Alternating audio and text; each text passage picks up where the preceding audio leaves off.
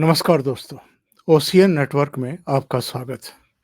1981 में एक फ़िल्म आई थी लव स्टोरी, कुमार गौरव और विजेता पंडित की।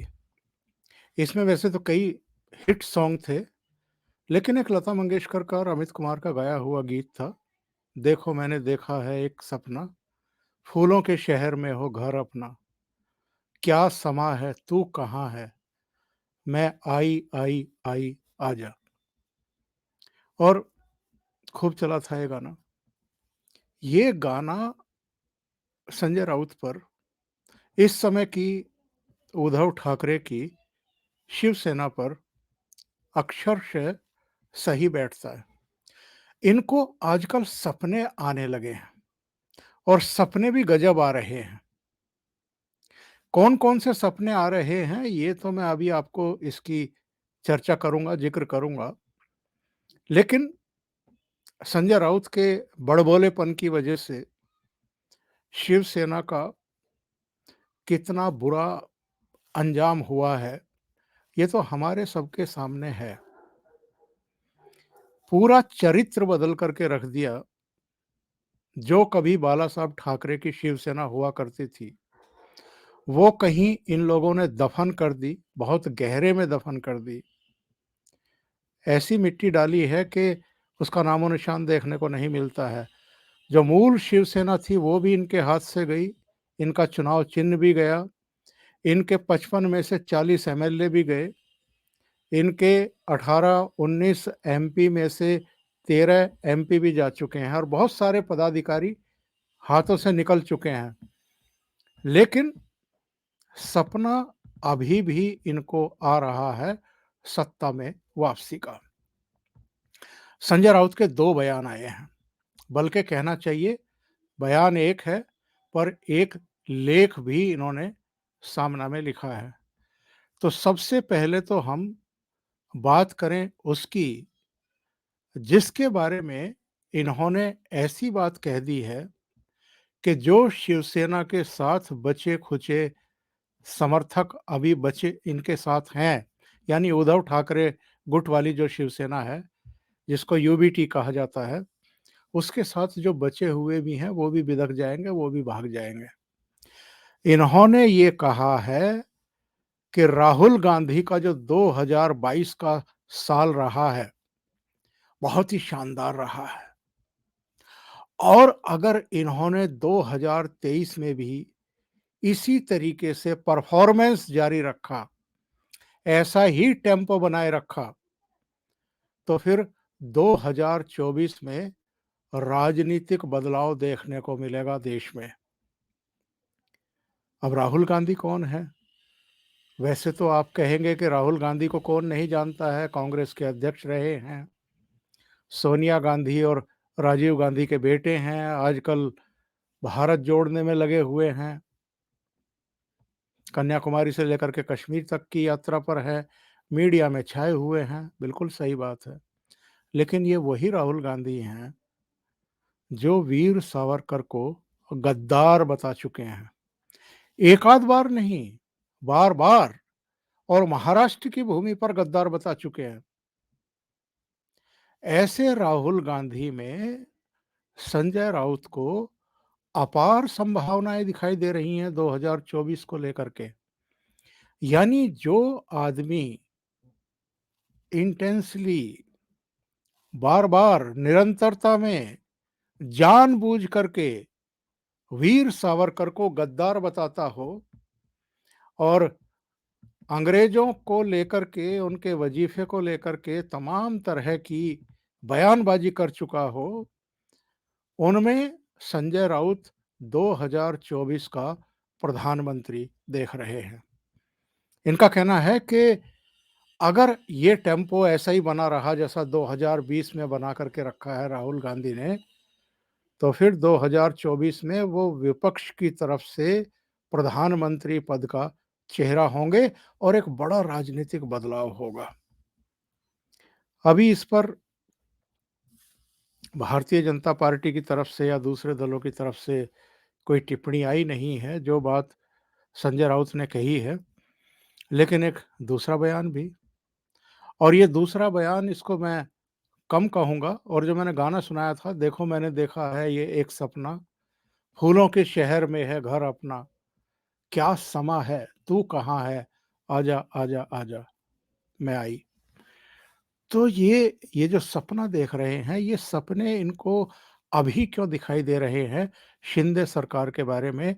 शिंदे गुट का जो पूरा इनका विधानमंडल दल है, 40 लोगों का, और 10 निर्दलीय इनके साथ आई थी टूट करके उद्धव ठाकरे के साथ।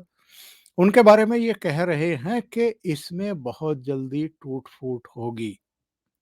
ये कह रहे हैं कि कई गुट बन चुके हैं।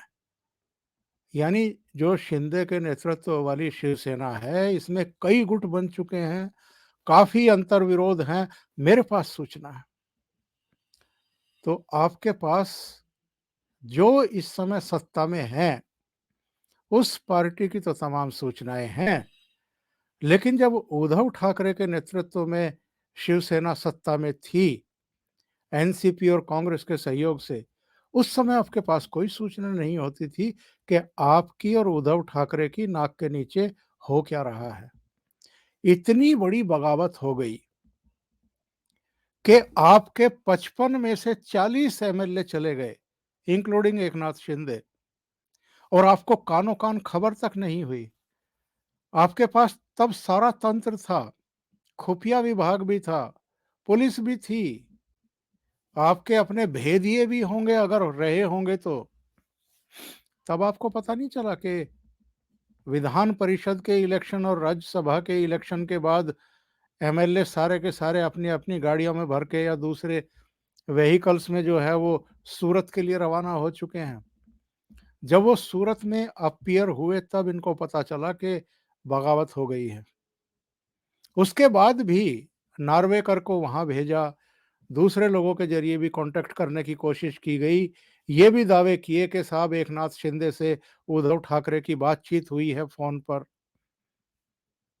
कई तरह के दावे उस समय किए गए थे।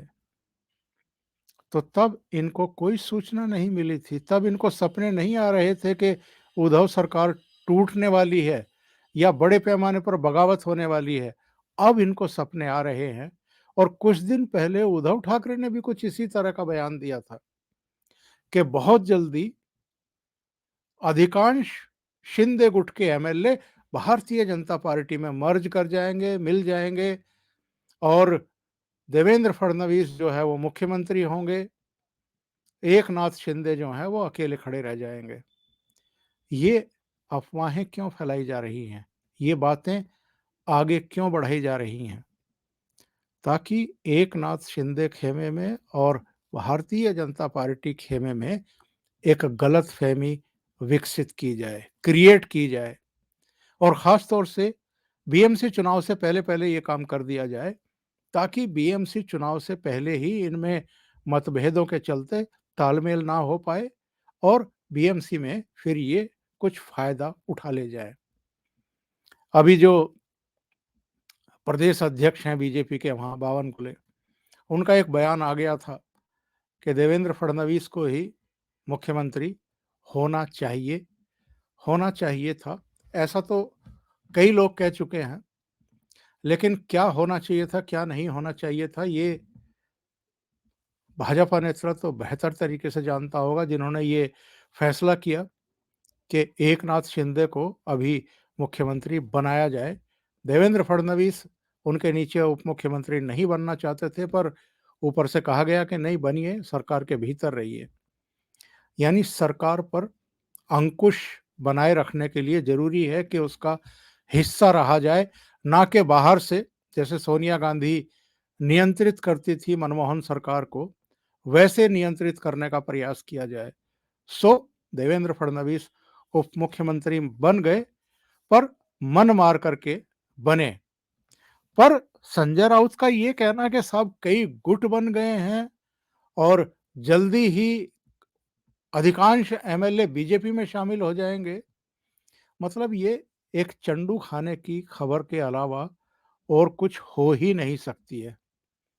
अभी दीपक केसरकर, जो उस समय बगावत के समय प्रवक्ता थे एकनाथ शिंदे ग्रुप के, उन्होंने ये कहा था कि उद्धव ठाकरे को आत्मनिरीक्षण करना चाहिए, आत्ममंथन करना चाहिए। उस पर भी संजय राउत को मिर्चियाँ लग गई और इन्होंने कहा कि जिसे आत्म परीक्षण करना है वो करे। उद्धव ठाकरे के साथ जो लोग हैं, वही असली शिवसेना है। अगर गद्दार लोग हमें आत्म निरीक्षण करने के लिए कहेंगे, तो ये ठीक नहीं है। यानी अगर कोई कह रहा है कि भाई बहुत नुकसान कर लिया आप लोगों ने, पार्टी टूट गई, सरकार टूट गई, कुर्सी चली गई, शिवसेना चली गई, सिंबल चला गया, और वो अगर ये कह रहा है कि थोड़ा ठंडे दिमाग से सोच लो, आत्मनिरीक्षण कर लो कि कर क्या रहे हो, तो संजय राउत को ये सलाह भी नागवार गुजर रही है। तो संजय राउत को वाकई आत्मनिरीक्षण की ही जरूरत है, क्योंकि ये अभी तक इन्होंने किया नहीं है और शायद उद्धव ठाकरे ने भी नहीं किया है कि सबसे बड़ा विलेन अगर शिवसेना के भीतर कोई है जिसने शिवसेना का सवा सत्यानाश किया है, तो वो कोई और नहीं है, संजय राउत। अभी के लिए इतना ही। बहुत बहुत धन्यवाद। अगर आपको ये चैनल और इसके कंटेंट पसंद आ रहे हैं तो लाइक करें, कमेंट करें, वीडियो को शेयर भी करें। अभी तक अगर आपने ये चैनल सब्सक्राइब नहीं किया है तो सब्सक्राइब कर लें और साथ में लगे बेल आइकॉन को दबा दें, ताकि आगे आने वाले वीडियो और उनके नोटिफिकेशन आप तक पहुंचते रहे। बहुत बहुत धन्यवाद। नमस्कार।